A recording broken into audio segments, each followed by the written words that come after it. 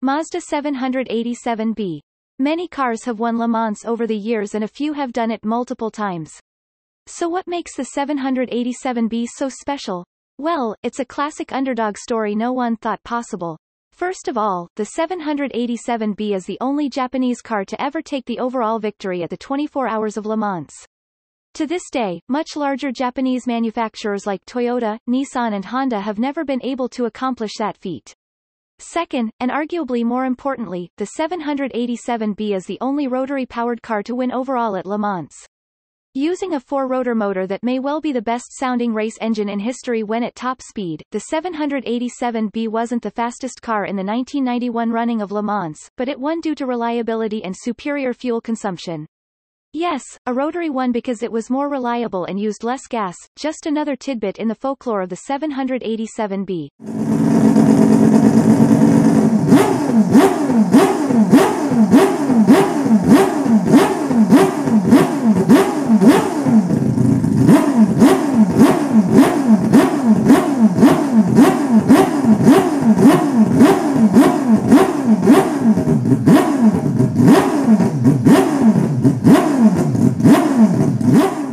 Auto Union Type C Streamliner. In the mid-1930s, Auto Union, which Audi was a part of, had a successful Grand Prix program with the company's Type A, B, C and D race cars. Uncommon for the time, these race cars featured a mid-engine design. Type A, B and C cars came with a 16-cylinder engine, while the Type D made do with a 12-cylinder unit. Two special-built Auto Union Type race cars stand out. First, there was the Streamliner. Built on a Type C body, the Streamliner had an uber-aerodynamic shape designed to get the most out of the Type C's roughly 560 horsepower. During testing of the Grand Prix car on the Autobahn, yes, you read that right, the Streamliner achieved 400 km per hour, 248 miles per hour, in 1937. The next year, these same crazy engineers decided to build a Type D racer with the Type C's engine for hill climbing duties. To ensure all that power got to the road, a set of dual tires were attached to each side on the back of the car.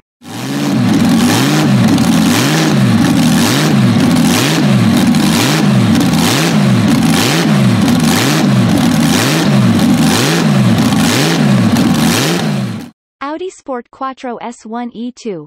Audi pretty much dominated rally racing in the early 1980s with various versions of the Quattro race car. Although the A1, A2 and Sport Quattro were formidable cars in their own right, the pinnacle of Audi's rally efforts was the Sport Quattro S1E2.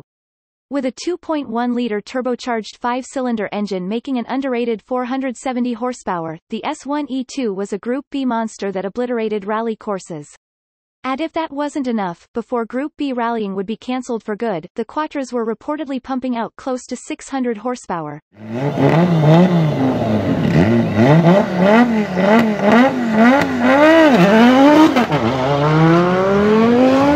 Chaparral 2J. In the wild world of Can-Am racing, Chaparral looked at aerodynamics to gain an edge. Having stuck massive wings to the company's previous race cars, Chaparral thought up an ingenious way to get optimal downforce regardless of the speed for his new car, the 2J. It would be with vacuum suction. Two large fans scrounged from a tank were mounted on the rear of the car powered by a snowmobile engine that would suck up air from underneath the car.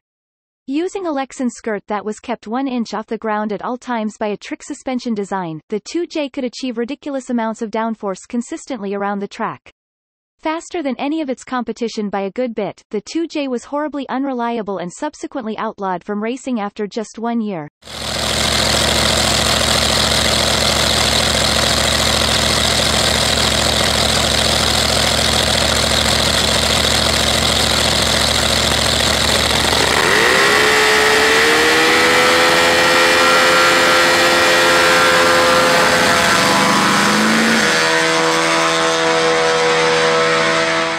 Ford GT40. As far as stories go in racing, it doesn't get much better than the Ford GT40. Conceived out of anger after Ford's failed attempt to purchase Ferrari, the GT40 was built to beat Ferrari at their own game, endurance racing. By 1966, that task was achieved as the GT40 finished 1, 2, 3 at the legendary 24 Hours of Le Mans race. The GT40 would go to win Le Mans over the next 3 years as well. 4 different versions of the GT40 were produced, the Mark I, II, III and IV. The Mark I used a 4.9-liter Ford V8 while the Mark II, III and IV all used a larger 7.0-liter V8. To this day, the GT40's shape is one of the most easily recognizable in the history of motorsports.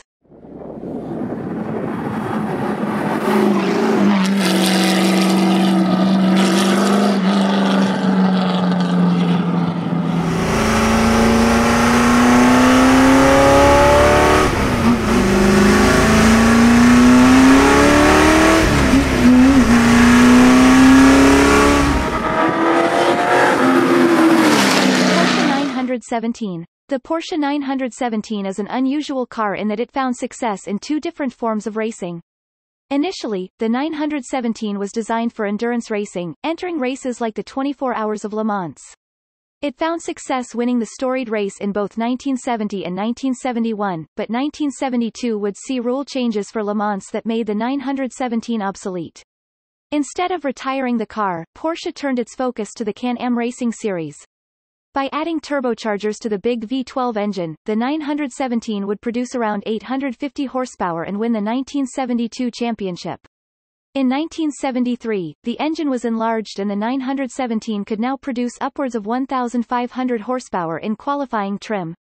The car would utterly dominate the season, but a rule change to Can-Am for 1974 would once again render the 917 obsolete.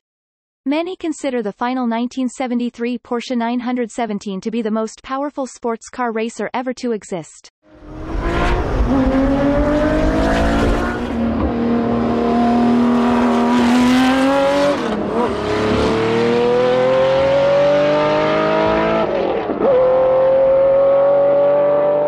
Suzuki Escudo Dirt Trail. The Pikes Peak Hill climb is a wondrous thing. The climb is essentially a no-holds-barred regulation-free racing competition that allows drivers, engineers and fabricators to push the limits of automotive technology. From 1992 until 2011, the hill climb was the domain of Nobuhiro Monster Tajima, who won the event 9 times, including 6 straight from 2004 until 2011. Although his success during the 6-year winning streak came driving a radical Suzuki XL7 that was later rebodied as a SX4, it was the car he drove to victory in 1998 that really captured the world's attention. As an idea first conceived in 1995, the car was called the Escudo Dirt Trail and featured 2 turbocharged 2.5-liter V6 engines, one mounted in the front and one mounted in the back. Combined, they made 981 horsepower and sent power to all 4 wheels. With aerodynamics that created all of the downforces known to man, the Escudo was a monster fit to driven by the monster. It may not be the quickest car to ever attack the hill, but it's easily one of the craziest.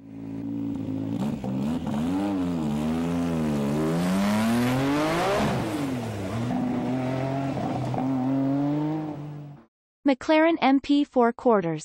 In 1988, what could quite possibly be the best racing duo in Formula One history was formed.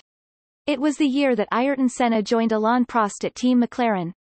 That year also saw Honda become the engine supplier for McLaren, installing a 1.5-liter turbocharged engine in the new McLaren MP4 Quarters.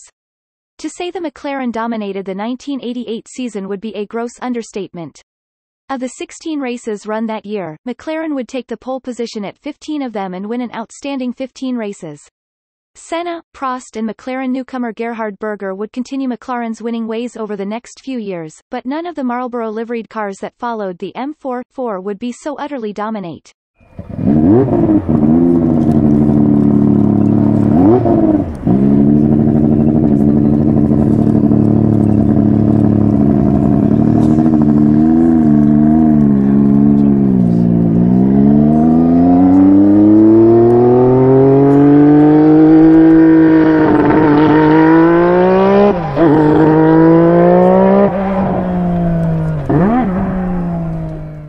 Lancia Stratus HF. In the 1970s, Lancia partnered up with Bertoni to build a new rally car.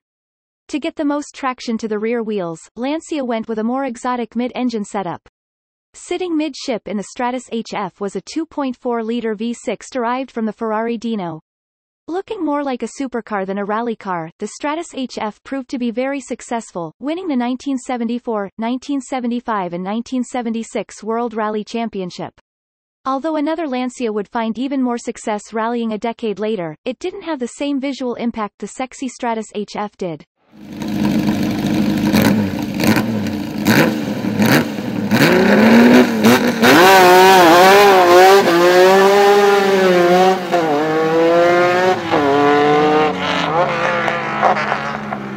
Tyrrell P34. How do you get more grip when racing? Simple, add more wheels. Along with regular-sized rear wheels, the Tyrrell P34 featured 4 smaller front wheels. Not only did this reduce drag and increase the front contact patch, but it also allowed for additional braking force. Introduced for the 1976 racing season, the six-wheeler, as it was known, proved to be competitive, landing on the podium 10 times. It even won the Swedish Grand Prix that year in an impressive 1-2 finish for Tyrrell. In 1977, the car was less competitive and advances in aerodynamics made the six-wheel design redundant by the 1978 season. Although this wasn't the only six-wheeled car to compete in Formula One, it's easily the most recognizable and iconic.